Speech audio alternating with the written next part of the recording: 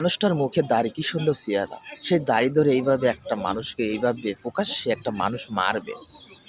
আর এই দেশের মানুষরা, জনগণরা চোখটা বন্ধ করেও দেখে না। তার লোক, এই যে ছবিটা দেখতেছেন, কত সুন্দর তার মুখের দাড়ি, চেহারাটা দেন নূর চমকাচ্ছে। অথচ এই লোকটা মাথায় মাথায় মাথায় চুল নাই। এই লোকটা সমাজে আর যে লোকটাকে হামলা করলো, মারলো, সেই লোকটা কিন্তু নির্দোষ মানুষ। তার আশেপাশের লোকজনই বলতেছে। কিন্তু আমার প্রশ্ন, প্রকাশ্যে একটা লোককে এইভাবে তারা মারতেছে, এইভাবে তারা লাজ্জিত, লজ্জিত, বঞ্চিত করতেছে, কিন্তু মানুষরা কেউ ঠেকাচ্ছে না। মানুষ এখন দেশের মানুষ এতটা তো দুর্বল না ভাই, একটা প্রকাশ্যে একটা মানুষকে এইভাবে লাঞ্ছিত করবে। আর আপনি চা দেখবেন, বিষয়টা তো খুব কষ্ট লাগে। এখন তা তো সেই দিন না, এখন তো সেই সেই 5ই আগস্টের পরের দিন না, এটা তো আগের দিন না, এটা পরের দিন। একটা প্রকাশ্যে এইভাবে একটা মানুষকে এইভাবে মারতেছে, আপনারা চা দেখতেছেন। অথচ আপনারা তাদের কমেন্ট সেকশন আইসা বিচারের আওতায় আনা হোক, বিচার করা হোক, মানে ঝড় তুলে ফেলাইলেন। মানে আপনাদের ভিতরে এখনো ভয়ে দূর হয় নাই, প্রতিবাদ করা দূর হয় নাই। প্রতিবাদ করবেন কেমনে? চোখের সামনে কিছু করতে পারেন না।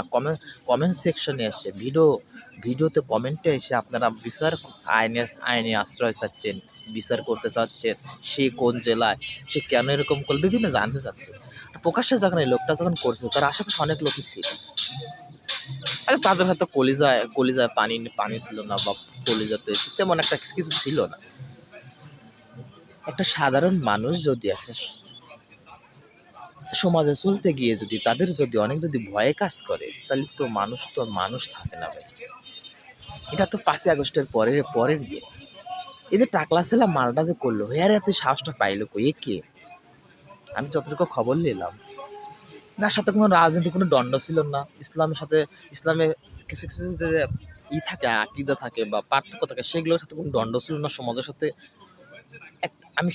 আমি যতটুকু জানতে পারলাম, তিনি তার কিছু পাওনা টাকা ছিল, তার হাতে একটা ডকুমেন্ট ছিল, দলিলে একটা ডকুমেন্ট ছিল, সেটা নিয়ে তার কাছে টাকা চাইতে গেছে,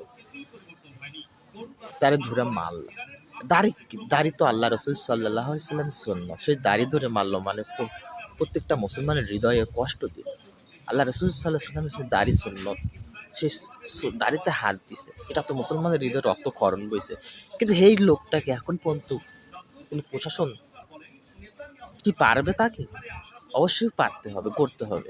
এরকম টাকলা ছেলা, চান্দি ছেলা, যারা এরকম সাথে জড়িত, তাদেরকে আমরা চাই না এই দেশে। তাদের এই দেশে থাকার কোনো অধিকার নাই। তাদের জন্য মঙ্গল গ্রহে ভালো, নাহলে মাটির তলে যাই ভালো।